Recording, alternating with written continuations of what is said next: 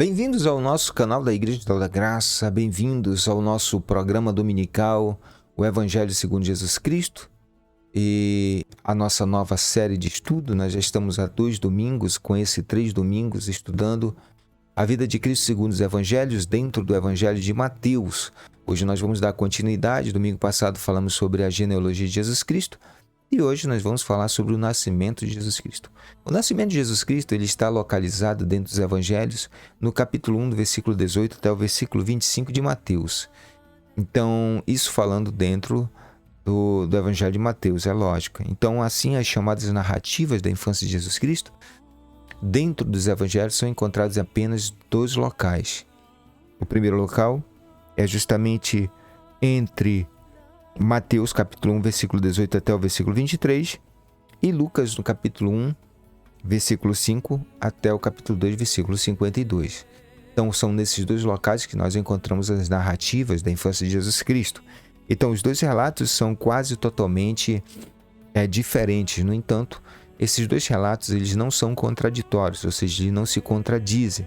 São uma espécie de relatos complementares, levando em consideração que o Evangelho de Lucas é um evangelho que foi montado de forma histórica, né? É como se fosse feito um trabalho de historicidade da vida de Cristo. Lucas fez um trabalho de pesquisa, né, acerca da vida de Cristo.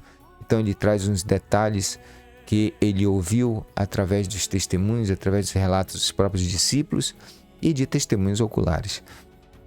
No entanto, esses 2 relatos, tanto de Mateus como de Lucas, eles não se contradizem, mas eles de certa forma se complementam. Plumer, ele comenta da seguinte forma: os 2 relatos estão de conformidade um com o outro, não apenas quanto ao fato principal do nascimento de uma virgem, mas também quanto ao modo como ela ocorreu, por ter sido realizado pela ação do Espírito Santo. E aí ele prossegue, enumerando outros 4 pontos de concordância que respeitam sinais adicionais de realidade histórica. E o primeiro ponto é justamente quanto à vontade divina, ou seja, quando a vontade divina foi revelada a José e Maria, eles estavam desposados um com o outro. Ou seja, a primeira coisa que são complementares aí, os relatos eles se complementam, estão relacionados justamente com a vontade divina revelada. Então, todos os 2 relatos eles falam acerca de como aconteceu a revelação, do nascimento de Jesus Cristo, tanto para Maria como José. De forma que, se nós observarmos os 2 relatos, eles vão falar acerca do anúncio, feito a José e Maria por meio de um anjo, e lógico, evidente, vai existir algo a ser complementado por Lucas ao relato de Mateus. E o segundo ponto importante é quanto ao que ao nome, que a criança receberia. Então, Cristo deveria ser chamado de Jesus, ou seja, o Messias deveria ser chamado de Jesus.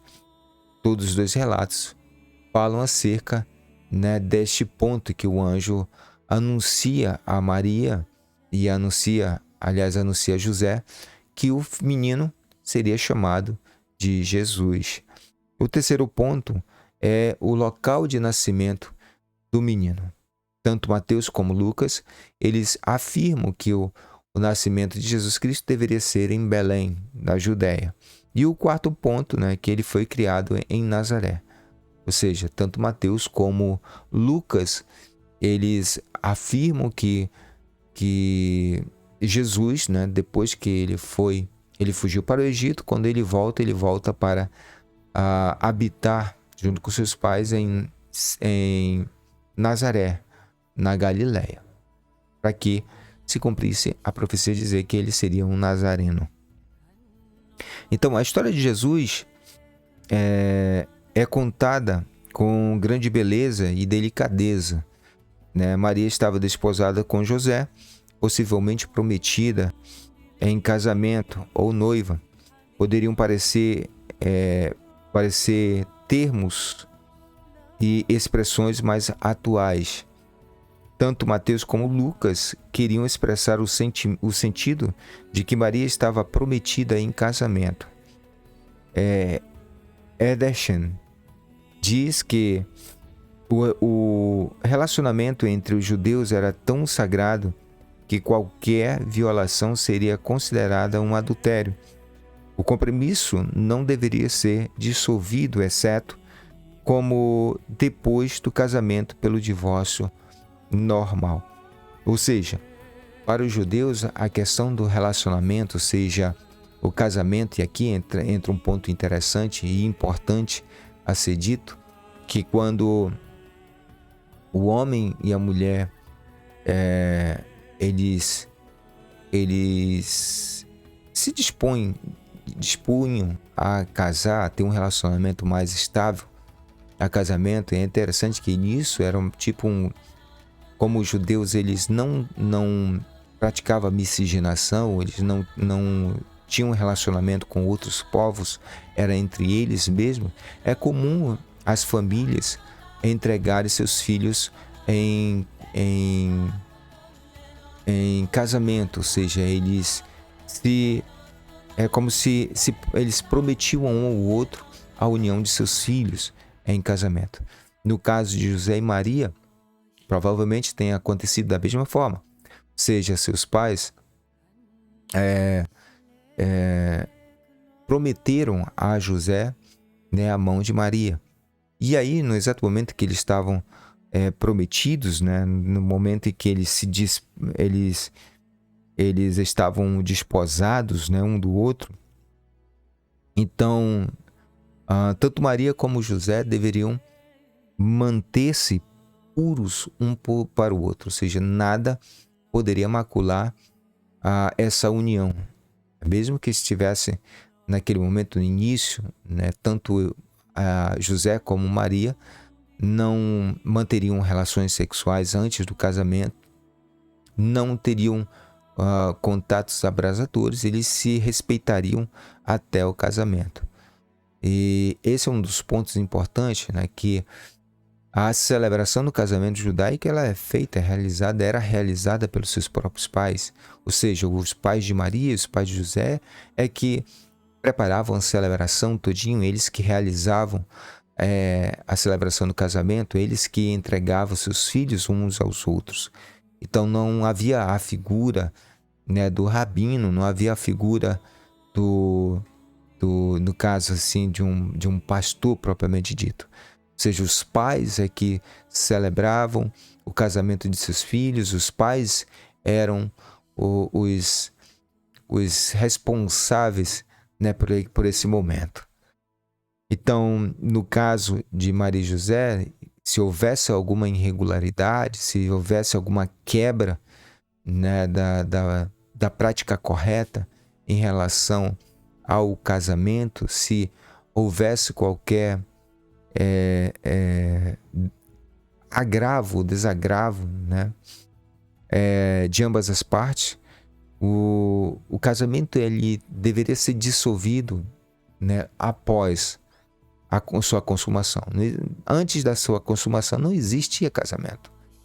Então, no caso, para que houvesse uma separação, né, os noivos, né, por mais que eles não tivessem casado, mas se acontecesse alguma coisa nesse período do noivado, eles casariam ainda assim mesmo, casariam, e depois, ou seja, no dia seguinte, seria feito o processo de separação, ou seja, o divórcio.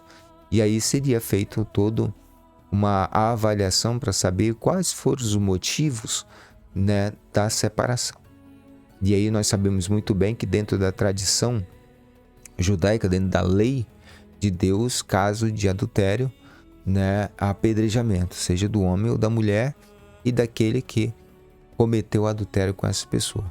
E aí seria feito todo um processo de avaliação para ver qual foi o grau de impureza que levou, né, ao laço matrimonial ser rompido, ser quebrado.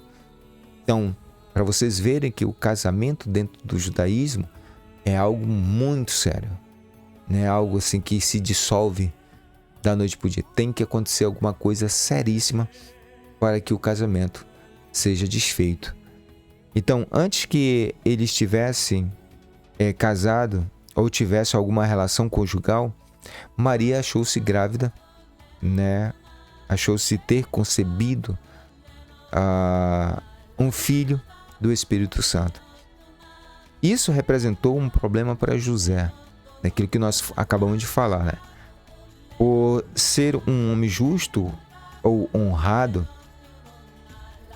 né? Ele não achava que conseguiria prosseguir com os seus planos de casamento. Mas por ser um homem misericordioso que amava profundamente Maria, ele não queria infamar, isso é, pô-la à vergonha. Então ele decidiu divorciar-se dela secretamente, ou seja, em particular. Tudo o que precisava era a presença de duas testemunhas. Não se tratava necessariamente de um caso de justiça. Ou seja, como nós conhecemos bem a história, né, do processo de concepção de Maria, né, quando Maria achou-se grávida pelo Espírito Santo, né, e é interessante que, se nós formos observar o relato, quando Maria concebe a luz a um filho e é do Espírito Santo, você observa que José, ele soube. Só que a Bíblia não explica perfeitamente quem contou a José. Esse é um dado interessante, né? Que José, quando soube que Maria estava grávida, provavelmente o pai de Maria ou a mãe de Maria deve ter contado a José, né? Deve ter chamado José em particular, porque José era a única parte mais interessada nessa história. E ali foi informado de que Maria estava grávida. José, por amar Maria profundamente, não quis expô-la, né? Porque num caso de gravidez, ela era noiva, prometida a José, e aí aparece grávida. O que ia acontecer com Maria? Maria seria levada ao tribunal, né, para ser julgado seu ato. E nesse caso, Maria estava comprometida com José. Ainda não estava casada, né? Não estava casada. Então, José, ele não queria o mal de Maria de maneira nenhuma. Ele não queria manchar a sua honra, não queria denegrir a sua imagem. Então, o que ele pensa? Ele pensa em se separar de Maria de uma forma secreta. E para isso ele precisava apenas de duas testemunhas. Poderia ser muito bem os pais de Maria, os amigos deles. Duas pessoas eram o suficiente para validar essa separação. E José estava decidido a fazer isso, né? Ele não queria levar Maria ao tribunal. Ele não queria levar Maria à justiça. E aí pode parecer estranho, né, que José fosse chamado seu marido, porque ele ainda não havia casado com Maria. Mas por eles estarem comprometidos, é como se eles já estivessem, né, casados. E aí, Minelli, ele explica esse fato da seguinte forma, é um comentarista. Ele diz o seguinte: depois do noivado, mas antes do casamento, o noivo era legalmente o marido, né? E aí nós podemos até recorrer às escrituras, né? E nós vamos ver o que está escrito lá em Gênesis capítulo 29, versículo 21. Gênesis capítulo 29, né? 29. E no versículo 21 que diz: disse Jacó a Labão: dai-me a minha mulher, pois já venceu o prazo para que me casasse com ela. Ou seja, aqui é aquela longa história, né, de Labão com Jacó, né? Que Jacó trabalhou feito um animal para poder casar com Raquel. Teve que trabalhar dobrado porque Labão, em vez de dar Raquel, e aqui é um ponto interessante que eu não sabia, mas lendo um pouco nos comentários judaicos, né, principalmente do Rashi, Raquel e Leia eram irmãs gêmeas. Só que Leia tinha um semblante mais tristonho do que Raquel. Elas eram gêmeas. Só que Raquel nasceu, Leia nasceu primeiro de que Raquel. Por isso ela se tornou a primogênita. Então Labão deu, né, e esperou embebedar, né, embebedou Jacó. E no lugar de Raquel, e aí entra um outro ponto que também é interessante, né? Quando é bom a gente buscar na fonte, né, principalmente na tradição judaica, alguns motivos, alguns porquês das coisas terem acontecido dessa forma. E uma das coisas interessantes é que Jacó trabalhou 7 anos por Raquel. Só que tanto Raquel como Labão sabiam muito bem que isso seria uma afronta, porque Leia era a primogênita. E por ordem, né, e da forma correta, Leia teria que se casar.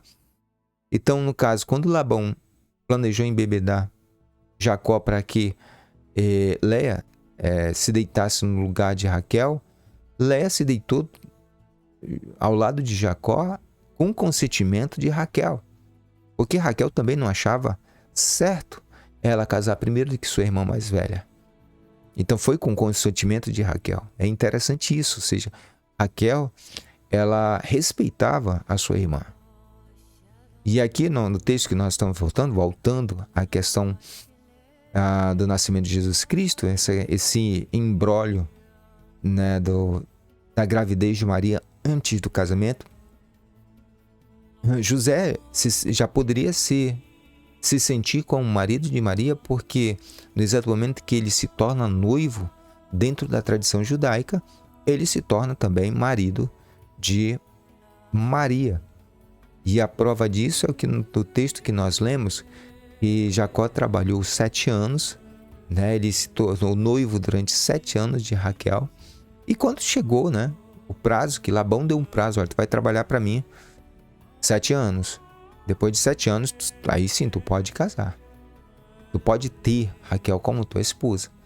Mas é interessante que quando foi firmado esse acordo de Jacó com Labão, ficou certo que Raquel estava prometida a Jacó. Então, a partir desse momento, Jacó se tornaria marido de Raquel, mesmo não possuindo a sua esposa. Então, para os judeus, né, um acerto de matrimônio é um acerto muito sério. Ou seja, o noivado já significava que ele já era marido de Maria. Lógico, evidente que ele manteria o respeito, ele não teria relações com a sua noiva enquanto não casasse. Então, consequentemente, um cancelamento informal do noivado era possível. O homem devia dar à mulher um documento por escrito e pagar uma multa. É interessante que até no divórcio, né, pagava-se uma multa. E hoje as pessoas, para se divorciar, pagam uma multa também, né? As pessoas que querem se divorciar têm que ir lá no cartório pagar o processo de separação, né? E isso é interessante, que isso já era praticado naquela época. Então, quando o marido se sentia, digamos assim, enganado e tinha como comprovar que ele foi enganado, ele poderia muito bem pagar uma multa, né, ou pelo casamento, e dar um documento de divórcio, de desquite para a mulher. E enquanto José, né, estava considerando, né, o seu problema, ele estava pensando se de fato ele faria isso, não. Aí um anjo aparece, né? Um anjo aparece em sonhos, né? E o mensageiro celestial chamou José, filho de Davi. Foi isso que deu a Jesus o direito legal do trono, porque Jesus, sendo filho de José, mesmo não sendo filho biológico, mas um filho por adoção de José, né? José aceitou Jesus Cristo como filho, então ele deu a Jesus esse direito legal ao trono de Davi, porque José era filho de Davi. Então José recebeu a garantia de que não precisava temer receber Maria como sua mulher, porque a concepção era do Espírito Santo. Assim, a anunciação foi feita a José e a também Maria. Ou seja, a grande preocupação de José era se de fato o que aconteceu com Maria foi um fato carnal. No entanto, quando o anjo vem e aparece a José e explica a situação, explica como foi o processo, José entende. Ele acorda com a consciência tranquila e entendendo que, de fato, o que aconteceu naquele momento foi a vontade de Deus. E por entender a vontade de Deus, José se dispõe, né, a cumprir toda a justiça. E aqui há um ponto importante no nascimento de Jesus Cristo, que tanto Maria como José, eles aceitam cumprir com toda a justiça para que o Messias viesse. Então nós podemos dizer que tanto José como Maria eram justos, homem e mulher justas, porque reconheceram naquele momento a soberania da vontade de Deus sobre suas vidas. E ao reconhecer a soberania da vontade de Deus sobre suas vidas, aceitaram participar desse processo de construção. E essa é a maravilha que nós podemos aprender com José e Maria, é que eles se tornaram coparticipantes no processo de geração do Messias. Maria dando ao Espírito o corpo e José dando o nome ao Messias, dando uma linhagem, dando o trono de Davi a Jesus.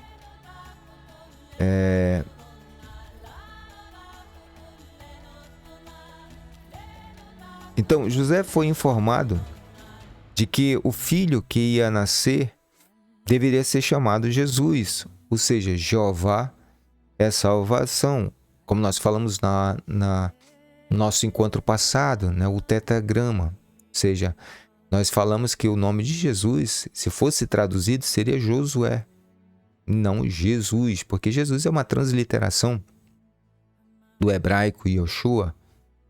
Yoshua é uma forma abreviada de Yehoshua, ou seja, Josué. Então, Josué é o nome dado a Jesus, ao Cristo, né, ao Messias. Então, ele vem a esse mundo com o nome de Yeshua, né, Yeshua, Yehoshua, né, só que ele recebe o nome abreviado de Josué. E por que ele recebe esse nome? Porque o anjo ele fala, ele irá salvar o seu povo dos seus pecados. Por isso, ele recebe o nome de Josué.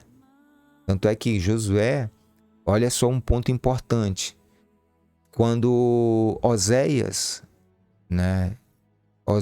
e Caleb, eles voltam, né, de espiar a terra de Canaã, eles foram os únicos que incentivaram o povo a entrar, a pelejar e a conquistar a terra.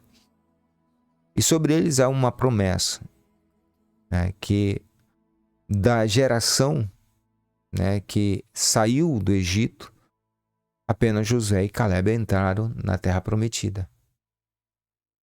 E Josué, né, como eu falei, Oséias e Calebe, porque o nome verdadeiro de Josué era Oséias. Só que Moisés, ele muda o nome de Oséias para Yehoshua. O Senhor é salvação. Por quê? Porque Josué, ele leva o povo à terra prometida. Ou seja, Josué, no Antigo Testamento, é uma alegoria e um sinal importante que aponta para Cristo. Assim como Josué entra e leva o povo até a terra prometida, Jesus também leva o povo à salvação. A salvação. Por isso que o Messias, ele recebe o nome, ele tem o seu nome anunciado pelo anjo como sendo Yeshua, Josué, o Senhor, né? Jeová é a salvação. E por quê? Porque ele salvará o seu povo dos seus pecados. Então a salvação era primeiro para o povo judeu, que era o seu povo, e a seguir todo o restante do mundo também seria contemplado com esta salvação, né? E aí nós podemos até verificar lá em Lucas, no capítulo 2, versículo 32, vamos ver o que Lucas 2, capítulo 32 fala. Diz assim, vamos ler do versículo 30. Porque os meus olhos já viram a tua salvação, a qual preparaste diante de todos os povos, luz para a revelação aos gentios. Esta é uma parte do cântico de Simeão, né? Simeão, aquele profeta que tomou em seus braços Jesus quando era criança, recém-nascido, com o 8º dia. E é interessante aqui um ponto importante. Jesus, ele nasce em Belém. 8 dias depois do seu nascimento, ele vem para Jerusalém para ser apresentado ao templo. No templo. Observe que ele nasce em Jerusalém, nasce em Belém e vem a Jerusalém 8 dias depois. Talvez seja nesse intervalo de tempo entre o nascimento de Cristo e a apresentação dele em Jerusalém, foi o que ocorreu, né? Foi o período de tempo em que ocorreu o genocídio, né? Genocídio não, o infanticídio. Infanticídio. E é justamente o extermínio de crianças. O infanticídio, nesse caso, ocorreu nesse período em que Jesus, Maria, José e Jesus sai de Belém e vem até Jerusalém para ser apresentado no templo. Porque logo em seguida, né,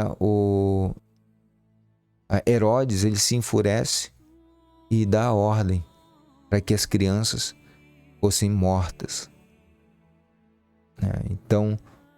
Então, quando Simeão toma nos braços Jesus, ele fala que Jesus seria a luz para a revelação aos gentios, ou seja, a salvação também chegaria aos gentios, né?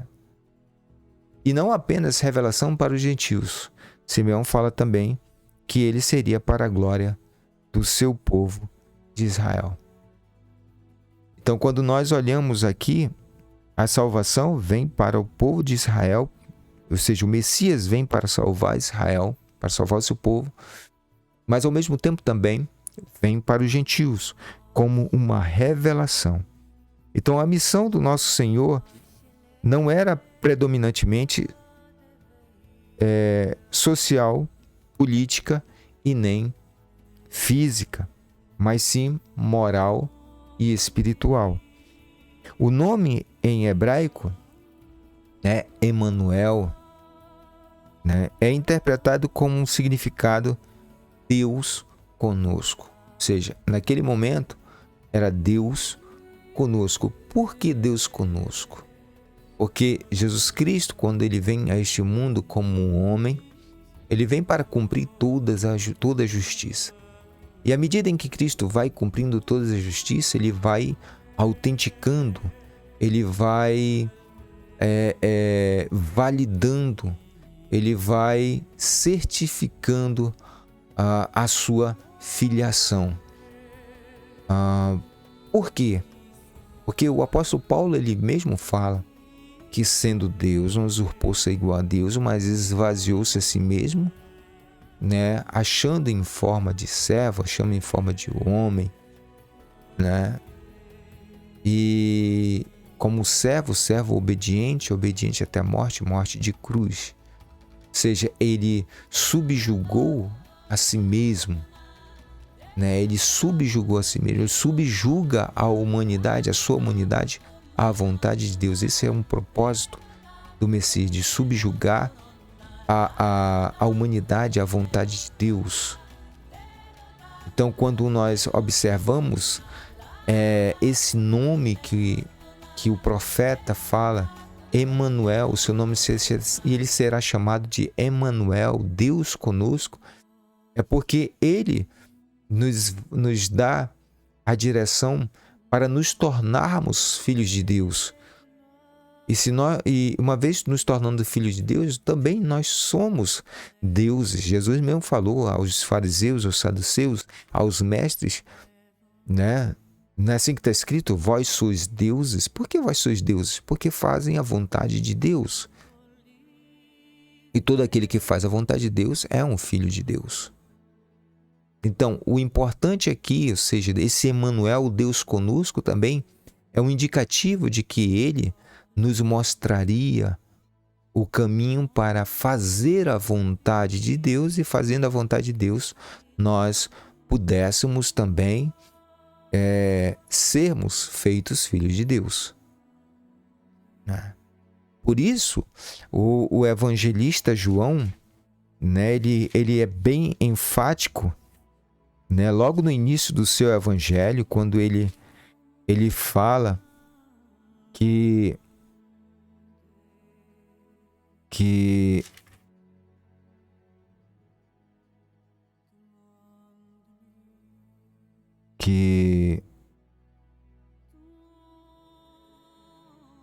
todo aquele que Jesus Cristo, né? Deixa eu ver aqui rapidinho. Tá aqui. Quando ele fala que todos quantos receberam, lhes deu o poder de serem feitos filhos de Deus, a saber, aos que creem no seu nome, os quais não nasceram do sangue, nem da vontade da carne, nem da vontade do homem, mas de Deus. Ou seja, aquele que recebe a Cristo. E como é que eu recebo a Cristo? Quando eu observo o Evangelho, quando eu observo a forma como Cristo, ele andou, como Cristo viveu, como Cristo pôs em prática a lei de Deus. E esse é um ponto importante que nós devemos levar em consideração, é a forma como Cristo viveu. Quando nós observamos a forma como Cristo viveu e colocamos em prática essa forma, nós estamos recebendo a Cristo. Porque tudo aquilo que Cristo fez em palavras e ações, tanto palavra quanto ação, são características deles. É parte dele. E quando nós recebemos isso, nós nos tornamos filhos de Deus, não pela vontade do homem, mas pela vontade de Deus. Então esse Emanuel, Deus conosco, ele significa isso, ou seja, significa que agora nós podemos, nos tornar filhos de Deus. José obedeceu à ordem do anjo, e recebeu Maria em sua casa como sua esposa, mas ele não teve relações conjugais com ela até depois do nascimento da criança prometida, Depois da criança prometida. Ou seja, então, depois que tudo se acalmou na vida de José, que o anjo falou, revelou a ele o que tinha acontecido. Então José, ele se acalmou e recebeu Maria como sua esposa. E ele não teve relações com Maria até que Jesus nascesse, até que a criança nascesse. Então nós vamos ficar por aqui nesse momento, nós vamos falar um pouco para não ficar muito cansativo. Sempre eu prometi para vocês que nós ficaríamos oscilando entre 30 e 35 minutos para não cansar tanto vocês. E na próxima aula nós vamos continuar falando sobre o nascimento de Jesus Cristo. Espero que todos vocês tenham entendido um pouco, né? Que tenha sido bom para todos vocês. Deixe aqui nos comentários o que vocês acharam, alguma coisa a mais que vocês poderiam acrescentar, alguma sugestão. Compartilhe se você gostou desse nosso estudo, compartilhe com seus amigos, seus irmãos em Cristo. E é isso, por hoje nós vamos ficar por aqui. Na próxima aula nós vamos dar continuidade ao nosso estudo na vida de Cristo segundo os Evangelhos. Nós estamos estudando sobre o Evangelho de Mateus e vamos continuar falando sobre o nascimento de Jesus Cristo. Então fiquem com Deus e até a próxima, se Deus assim nos permitir. Até a próxima, gente.